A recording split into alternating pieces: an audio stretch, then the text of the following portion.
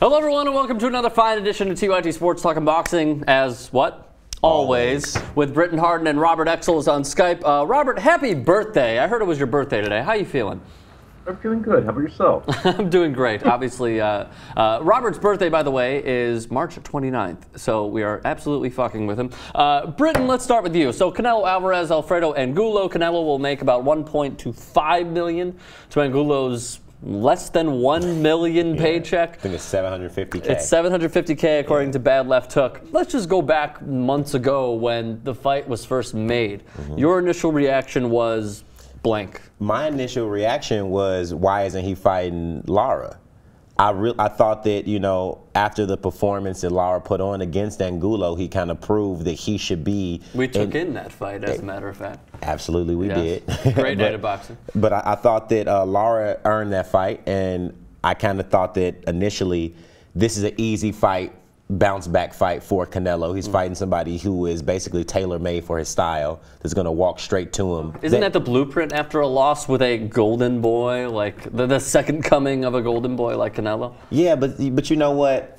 As much emphasis as they're trying to put on his career and him being the next big superstar, I can see why they want to, you know, be careful with his career, especially after a loss. But you have to think about it like this. A loss to Floyd Mayweather, we've both said this before, at this point, nothing to be ashamed of. It's nothing to be ashamed of. Like, Floyd just taught him a lesson. And I think that he could have used those, you know, what he learned from that fight in a fight against Lara, another slick boxer. I don't see the benefit of a toe-to-toe, as the fight card is named, against I mean, we know Angulo. why, though. It's because they both come with power and they both come to fight. I mean, we both understand that. But Robert, let me turn to you. Do you agree with what Britton's saying? Should you have? I mean, obviously we all want to see Lara. It would have been a competitive fight, but it's really not the fight that Golden Boy wants to see, or even Canelo's base wants to see. He's a mad bomber. He's a heavy-handed slugger. People watch him not for his boxing skills, not for his graceful in-ring movement. They watch him to pound other men into submission. Golden Boy is giving his fan base exactly what it is that they want. And in terms of what Canelo learned from Mayweather, I'm not sure what Canelo learned from Mayweather. He learned that he's not a top 10 fighter, pound per pound. He learned that he, you know, cannot box. He learned, hopefully, that if he goes into a fight, he needs more than a plan A. He needs a plan B and certainly a plan C, especially if he's fighting a juggernaut like Mayweather. So what Canelo has learned from that fight, I don't really know. He keeps on saying, I learned a lot from that fight. But whenever anybody asks him what he learned from the fight, he never seems to have an answer. So maybe we'll find an answer on Saturday night.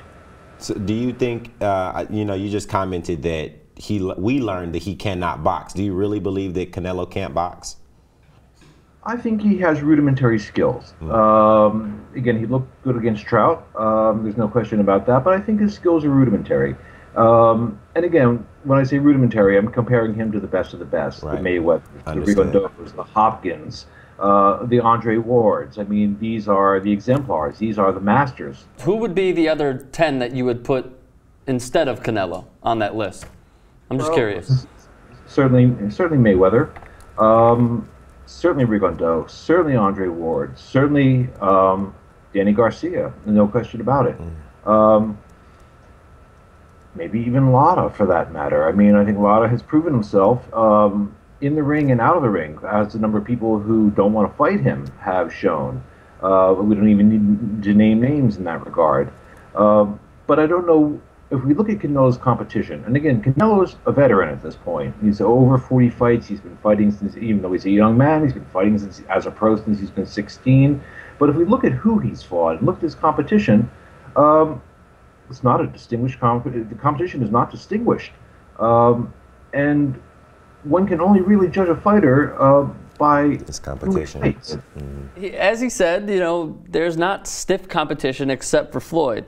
Do you believe that he should not be in a top 10 pound for pound list right now? Has Absolutely he shown? Not. No chance. Absolutely not. You have to think about it like this. I agree with Robert. He is a veteran at this point only because of the number of fights. At 23, he's a veteran? He's had over 45 fights. About, so, I mean, it doesn't matter who you're fighting. when you have that many fights, you're an experienced boxer at that 44, point. You know, good. 44. Yeah, my apologies. Good. But you know, he's an experienced fighter, but he hasn't fought anyone of note. He didn't fight Miguel Cotto. He fought Miguel Cotto's brother. He didn't fight Ricky Hatton. He fought Ricky Hatton's brother. You know, and you see when you put him in the ring with someone who belongs in the upper echelon of the boxing universe, he can barely put a glove on him. Sure. And it seemed to me when he fought Floyd, he was just befuddled. He didn't even have a plan. He thought that he was just going to get in there and overwhelm him with size and power and his speed, and he couldn't even touch him. So, Robert, let me ask you, and then I want to follow up with Britton. We talked about how they want to basically give Canelo and his fans an advantage, and they want to make him become the victor in somewhat of an easy fight. Does that go to the root of boxing in 2014? Well, that is part of the problem. I mean, there are really many problems. I think the biggest problem in boxing right now is the Cold War that's going on between Top Rank and Golden Boy promotions. Because again, even though Golden Boy has a deeper bench, each of those promotional entities has fighters that really ought to be fighting one another. I think that's the big problem. There is a great deal of cynicism in boxing, and it's hard for there not to be cynicism in boxing, given the very nature of boxing, which is that the excellence required to compete at the highest level gets basically used up in the act of competing.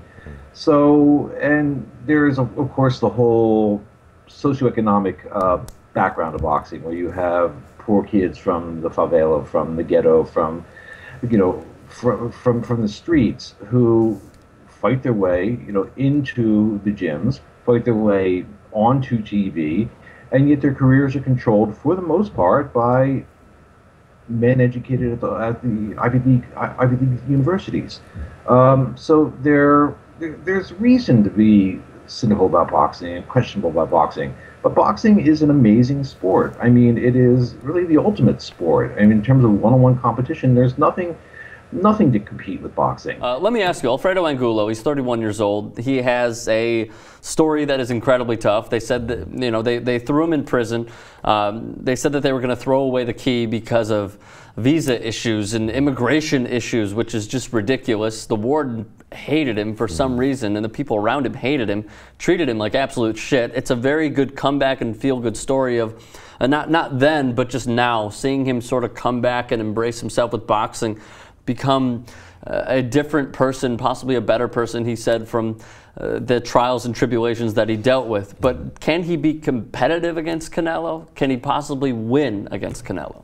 Okay, so to set my answer up, I just want to say this. Angulo kind of reminds me of a Miguel Cotto. The more you learn about him personally, the more attached you get to him. He has a wonderful story. He didn't always have an easy life. And he came from nothing to become where he is now, which is very commendable and very impressive. Does any of that carry over into the ring? Absolutely not. I think that we all know that this fight was made for a reason. It was made to make Canelo look good coming off of his loss. I think that for him to be competitive, he would have to be someone outside of himself. Virgil Hunter can't teach him what he needs to learn to be the utmost competitive with a Canelo Alvarez. Let's just keep it plain and simple. I like Angulo, but can he be competitive against Canelo? I mean, if Canelo misses a step, if Canelo doesn't take him serious, anything can happen on any given night in boxing. But if Canelo shows up to be the fighter that he was against Mosley and Trout and Matthew Hatton, no, he can't. So how exactly do you attack him? I mean, we've seen with Mayweather. I mean, but that's apples to oranges. How do you attack Angulo, or how do you attack Canelo? How does Angulo attack Canelo with the skill set that he has? Well, with the skill set that he has is very limited. He always needs to be walking forward. He needs to fight behind the jab, which he didn't always do against Lara, and he needs to have better head movement. All night long, we saw Lara pop his head back with those straight left hands, and that was because he didn't have any head movement. His head was in one stationary place the entire time, and he wasn't fighting behind the jab. So he needs to make sure that he's fighting behind the jab, at least throwing Canelo off, giving him something to think about. He needs to stay low. He needs to keep his body low. He needs to keep his hands high.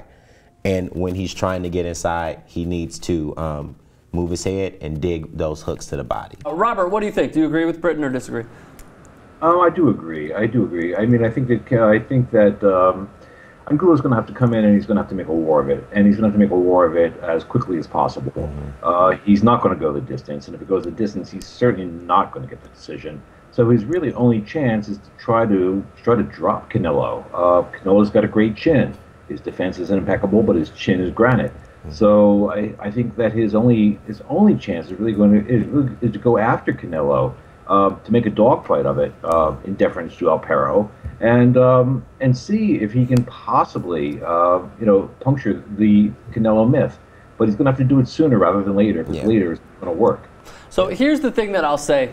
We have seen Canelo tire throughout the rounds, in the middle rounds, the late rounds, and whatnot. Usually it's 6 through 9 or 7 through 10. He takes half rounds off, and then maybe he'll rally within the last minute to try and steal the round. You're nodding your head. I've seen that as early as the first round. When he fought Shane Mosley, he only fought a minute and a half of every round.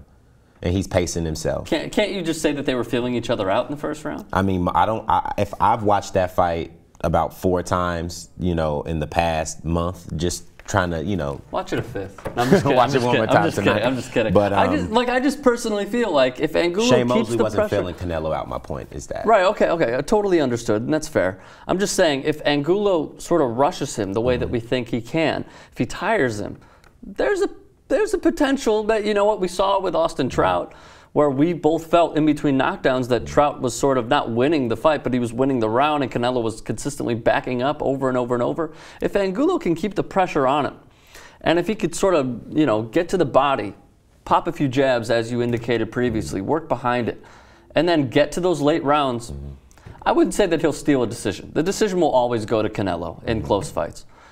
There's a potential that something big could happen. Angulo does have the power. Some of it's maybe watered down a little from the James Kirkland knockout. But I personally think that it could potentially happen. But we do want to hear all of your thoughts.